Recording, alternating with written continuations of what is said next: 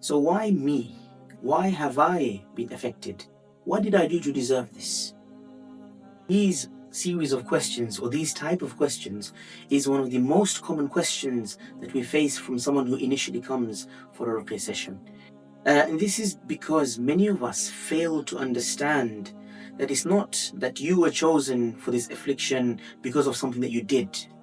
Rather, it could be a means of purification for you. It could be the wisdom, not it could be, but it is that the wisdom of Allah subhanahu wa ta'ala far transcends any wisdom that we might have, whatever little we do have. Subhanallah bihamdi. Understand that the best of us are tested. Every single prophet of Allah subhanahu wa ta'ala, without exception, went through some form of trial and affliction. Look at the example of Ayyub alayhi salam. In the Qur'an we find mention of this. وَأَيُّوبَ إِذْ نَادَى رَبَّهُ أَنِّي مَسَّنِيَ الشَّيْطَانُ بِنُصْبٍ وَعَذَابٍ. And Ayyub alayhi salam, when he called out to his Lord, that, "Oh my Lord, I have been afflicted by a touch from the shaitan." So we understand that the shaitan, the devil himself, has affected Ayyub alayhi salam. He was affected by leprosy. So this is a disease caused by the shaitan himself.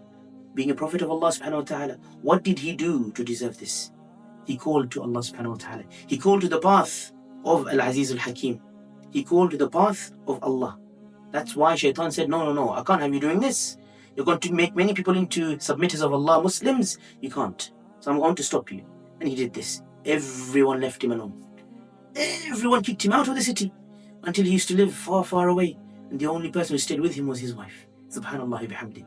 In the end, Allah subhanahu wa ta'ala granted him his shifa. He was commanded to strike the earth, and water came out, flowing, gushing, clean, and cool, and cured him. Subhanallah. Much like the story of Zamzam, right? There's parallels that we can draw. What about our own beloved messenger, Muhammadur Rasulullah sallallahu alayhi wa sallam, Khatab al-Nabiyyin, the seal of the prophethood?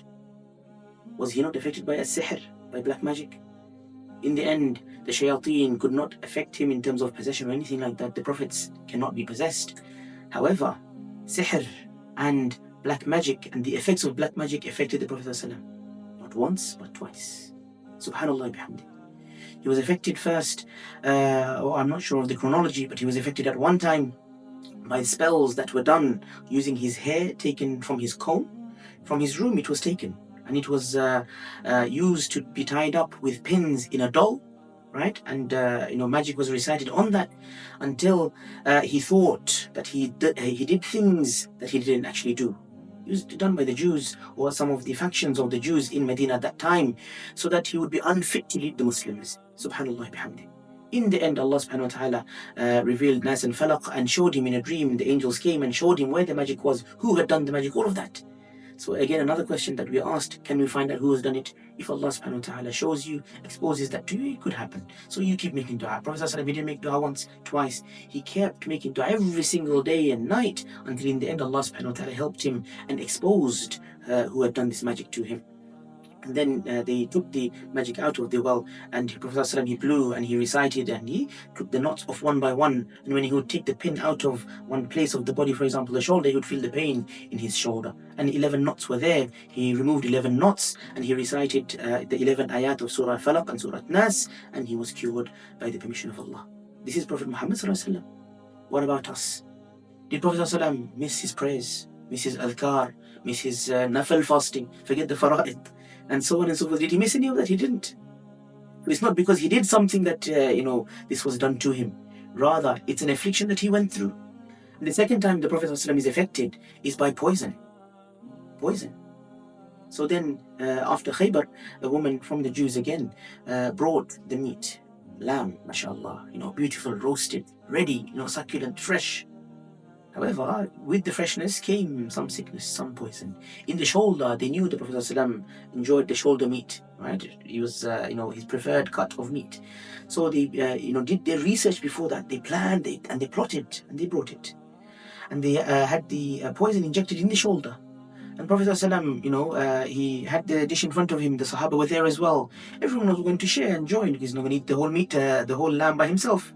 He took, a portion and put it in his mouth. Another Sahabi did the same. A third Sahabi did the same. 3 of them ate from the poisoned area. And the other Sahabi may have eaten, may have not.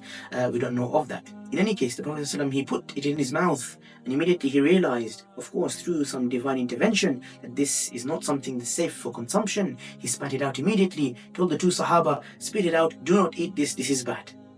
One of the Sahaba immediately managed to spit it out, was sick for a while, but became better, alhamdulillah.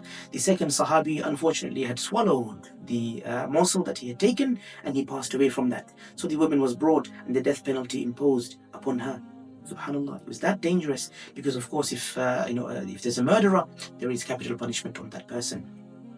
Prophet ﷺ himself was sick, right? And some people, some historians, some of the ulama even say that this was, eventually what led to his passing. But Allah knows best if it was or not. In any case, he was sick for a while, but then, he did recover after that for a while as well.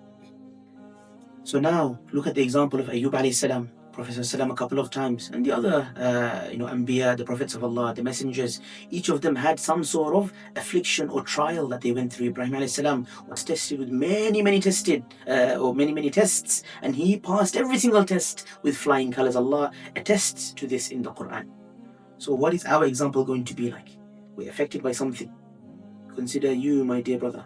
Consider yourself, my dear sister, my beloved auntie, uncle, my dear youngster.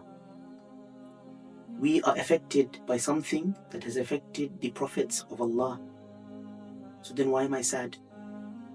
Myself, alhamdulillah Rabbil Alamin, I have not been tested by this. I'm not asking for this test. We ask Allah to save us all from these tests. But if any of you has been affected by something like this, you have been affected by something that brought the prophets of Allah closer to their Rabb. So will it not bring you also closer to your Rabb?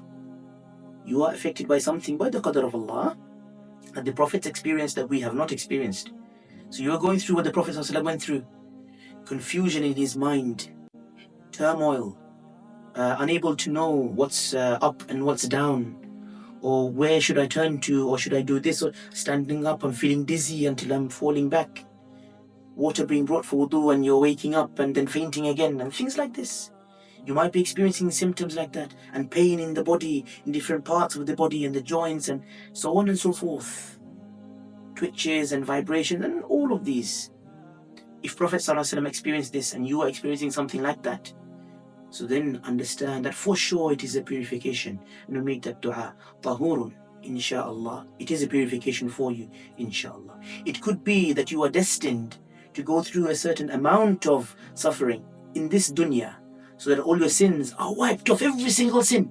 And then Yawm al-Qiyamah, in front of Allah subhanahu wa ta'ala, you will come and Allah subhanahu wa ta'ala will say, udkhul jannah, enter into paradise. And you look at Allah, or you will look at this command and this decree, and you say, Ya Allah, today is the hisab. You will not want to mention that I did this, I did that. You will not want to mention that. But it will be implied there, like, I did this, I did that, I did so many sins. Where are they? Allah subhanahu wa ta'ala will inform me they have been forgiven. They don't exist anymore. They wiped away. You suffered.